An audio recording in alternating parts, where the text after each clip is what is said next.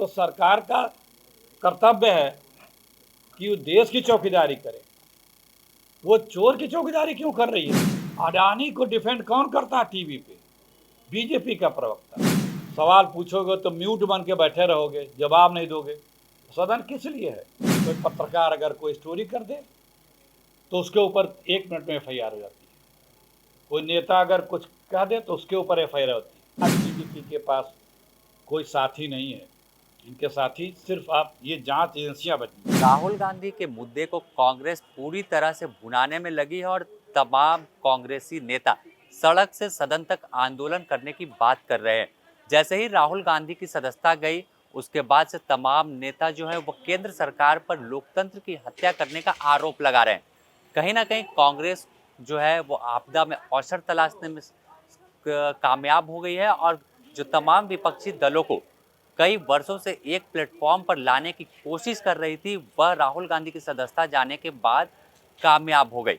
जैसे ही राहुल गांधी की सदस्यता गई, तमाम विपक्षी दल एक प्लेटफॉर्म पर आकर केंद्र सरकार के खिलाफ आंदोलन का बिगुल फूंक दिया है। आज की बात करें तो झारखंड प्रदेश कांग्रेस कार्यालय में केंद्रीय प्रवक्ता अखिलेश प्रताप सिंह पहुंचे और उन्होंने भी केंद्र सरकार पर जमकर हमला बोला। अखिलेश प्रताप सिंह का कहना है कि चोर पर जांच करने के बजाय चोर की ही चौकीदारी करने में भाजपा और तब जो केंद्र सरकार है वह लगी है। आप और सुनिए क्या कुछ कहा अखिलेश प्रताप सिंह। वोट आई थी हिंडनबर्ग की, उस दिन बीजेपी के लोग, अडानी साहब और तमाम और साहब लोग ये बयान दे रहे थे कि ये देश पे हमला है। अरे एक चोर ने चोरी किया, उसकी चोरी पकड़ी गई, और आपका वो देश होगा भाई भाजपाइयों? ये देश 140 करोड़ लोगों का है, जिसको चुन के भेजा और जिसे भी चुन के भेजती है जनता, एक कार्यकाल के लिए भेजती है कि आप बेहतर हमारे लिए प्रशासन दीजिए। इसलिए नहीं चुन के भेजती है कि आप उसके जागीरदार हो गए हैं और आप देश की संपदा लूट के खा जाइए और लूटने वालों की सुरक्षा करिए। तो ये जो स्थिति आ गई है इस देश में कि लूटने वाले के साथ, देश की संपदा को लूटने वाले के साथ, देश की अर्थव्यवस्था के साथ खिलवाड़ करने वाले के साथ पूरी सरकार खड़ी है। आज आप सारे लोग रोजाना, आप सब लोग उसी मीडिया के साथी हैं। अडानी को डिफेंड कौन करता है टीवी पे? बीजेपी का प्रवक्ता। सरकार का सत्ता में बैठा व्यक्ति मंत्री, यहां तक कि आरएसएस ने भी अपने एक मैगजीन के किसी लेख में मैंने सुना पड़ा था कि उसने भी इनके पक्ष में सिंपैथी व्यक्त की थी। अरे भाई क्यों आप जांच भी नहीं करोगे? जो व्यक्ति 4 साल 5 साल पहले दुनिया के 630 नंबर पे था, वो अचानक दूसरे नंबर पे हो जा रहा है। सदन का माइक म्यूट कर दोगे, सदन को म्यूट कर देंगे। सवाल पूछोगे तो म्यूट बन के बैठे रहोगे, जवाब नहीं दोगे। सदन किस लिए है? और नहीं तो राहुल जी की सदस्यता समाप्त हो गई कि सदन में सवाल न करने पाए। बहुत दिनों से बीजेपी के नेता बोल रहे थे कि इनकी सदस्यता हम लेंगे, कई लोग तो बयान भी देते थे। लेकिन आप राहुल गांधी की या कांग्रेस की सदन में आवाज रोक सकते हैं, सड़क पे आवाज नहीं रोक सकते आप। राहुल जी इस देश के 140 करोड़ लोगों की आवाज हैं। राहुल जी इस देश के लोगों की उम्मीद हैं।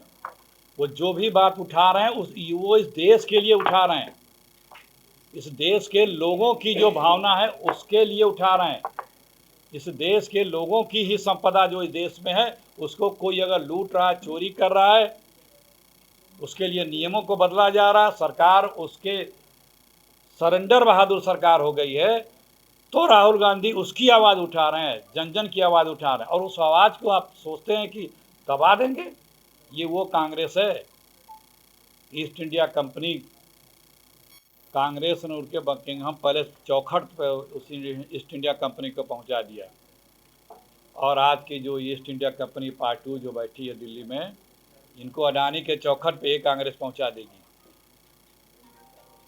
आप सब कुछ लूटेंगे, सब कुछ आप संपदा लूटने वाले की आप रक्षा भी करेंगे। तो क्या ये देश के लोग देख नहीं रहे क्या? कोई बर्दाश्त करेगा? कोई पत्रकार अगर कोई स्टोरी कर दे तो उसके ऊपर 1 मिनट में FIR हो जाती है। कोई नेता अगर कुछ कह दे तो उसके ऊपर FIR होती है। कोई आवाज़ उठा रहा है तो जितनी जांच एजेंसियां हैं उसके पीछे पड़ जाती हैं। कोई सामाजिक कार्यकर्ता कोई अगर देश हित की बात उठा रहा है तो उसको किस तरह से दबाया जाता है। पिछले 6 वर्षों में रिपोर्टें आ गई हैं, सार्वजनिक हैं।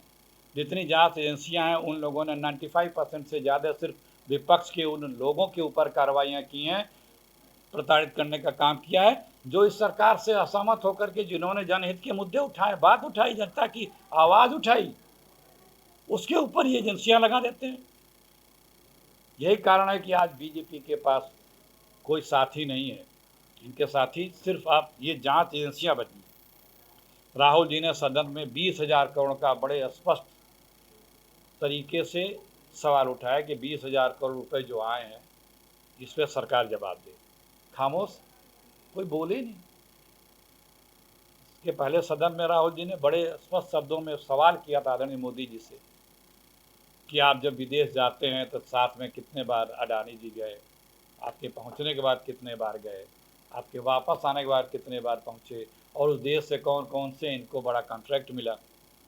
पहली बार है सदन में इतना स्पष्ट आरोप किसी वित्तीय अनियमितता का, भ्रष्टाचार का और पक्षपात का किसी प्रधानमंत्री पे लगा।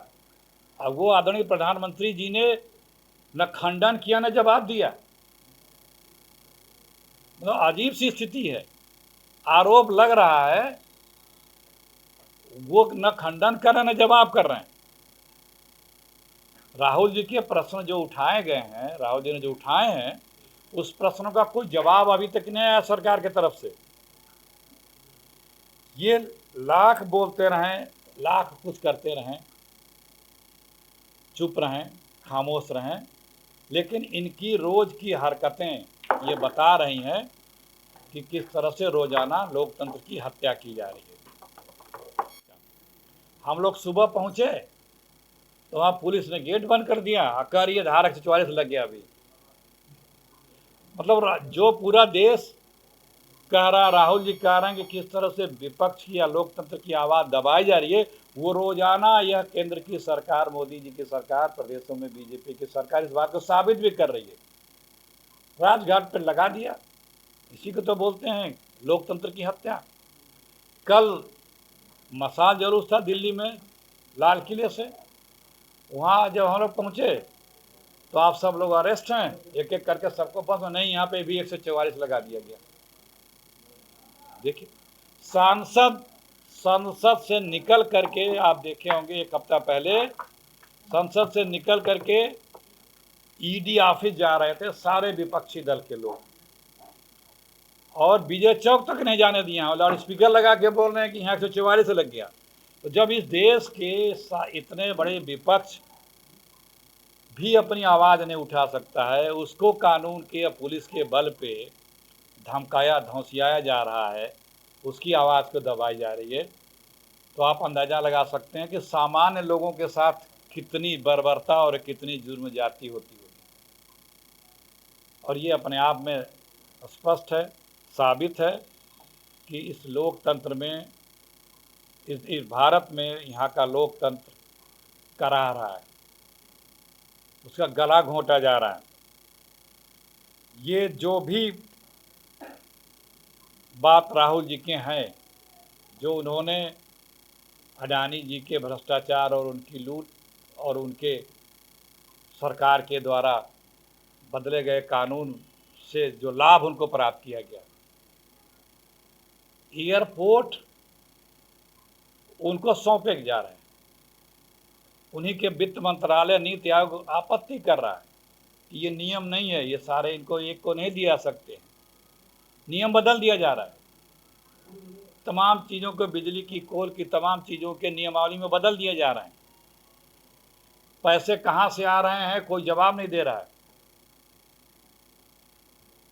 इस सारी बातों को लेकर के जनता में आक्रोश भी है।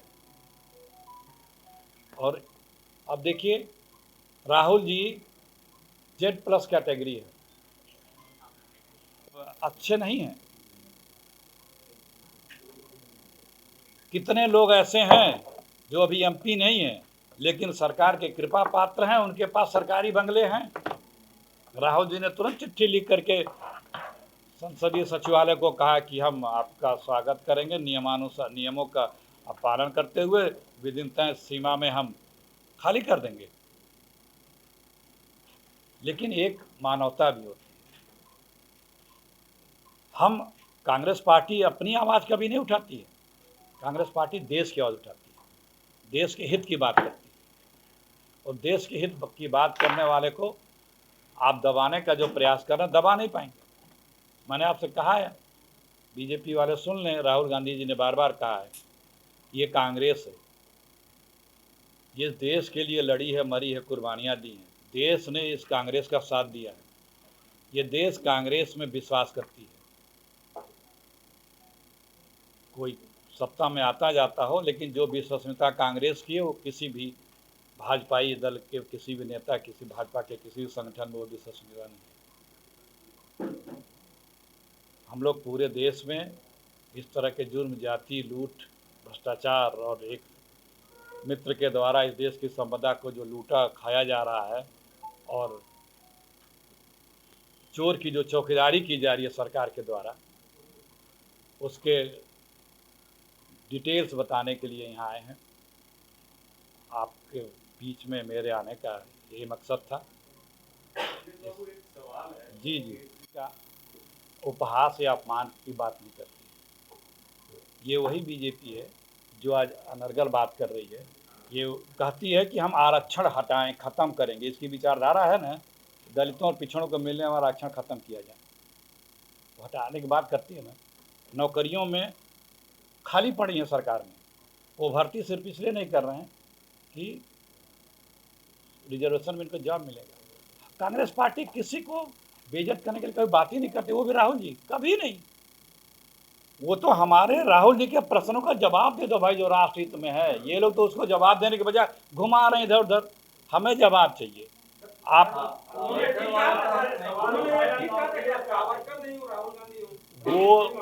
वो सारी बातें अलग हैं, जो भी हैं। हमारा जो आज देश की बात है, हम उस पर बात करने आए, उस पर बात कर रहे हैं।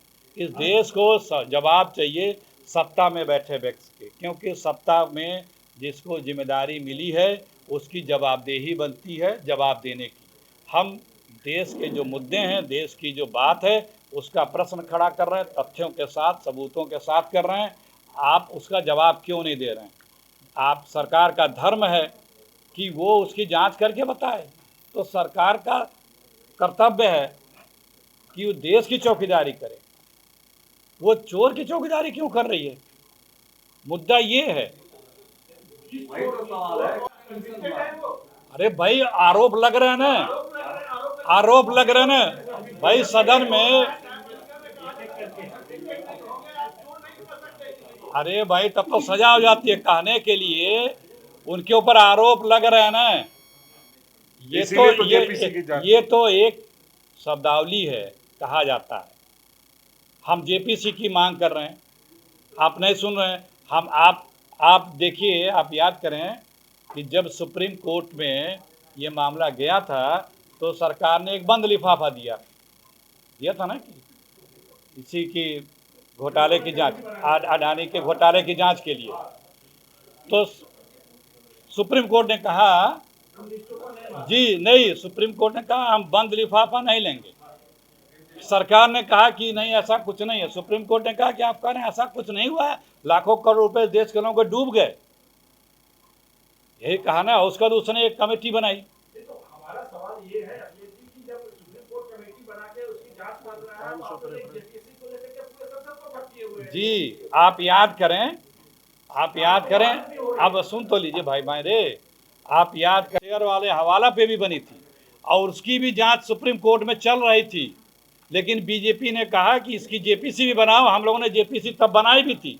दूसरी बात, जो सुप्रीम कोर्ट जांच कर रहा है उसमें हम लोग का जो कहना है कि ये सरकार वो टेक्निकलिटी की जांच कर रहा है, फाइनेंस डिपार्टमेंट में क्या क्या कमी सरकार ने किस तरह से इनको लाभ पहुंचाया है और सरकार की क्या मिली भगत है इसमें, इसकी जांच जेपीसी कर सकती है, इसलिए हम जेपीसी की मांग कर रहे हैं। वो कुछ भी हो, वही एक ऐसा व्यक्ति है कि जो इस देश की ज़रूरत की चीज़ों को, इस देश की भावनाओं को, इस देश के लिए 24 घंटे अनवरत आवाज़ उठाते हैं, लोगों के साथ खड़े होते हैं।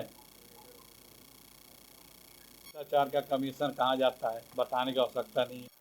तो आपने सुना किस तरह से जो केंद्रीय प्रवक्ता थे अखिलेश प्रताप सिंह, उन्होंने किस तरह से केंद्र सरकार को कटघरे में खड़ा किया। तो कांग्रेस अब सड़क पर आंदोलन करने की रणनीति बना चुकी है और बात करें अगले माह से तो एक लंबे आंदोलन की रूपरेखा भी तैयार की गई है और कहीं ना कहीं 2024 के चुनाव में इसका कांग्रेस को फायदा भी मिल सकता है, क्योंकि जैसे ही राहुल गांधी की सदस्यता रद्द की गई तो तमाम एक कांग्रेस के छोटे तबके के कार्यकर्ता से लेकर शीर्ष नेतृत्व में बैठे नेता और कार्यकर्ताओं में एक अलग जो जज्बा है वो आ गया है और सब सड़क पर उतर गए कर केंद्र सरकार पर निशाना साध रहे हैं और केंद्र सरकार को घेर रहे हैं। द न्यूज़ पोस्ट में फिलहाल इतना ही। अपने सहयोगी संतोष कुमार के साथ Sameer, the news post, Ranchi.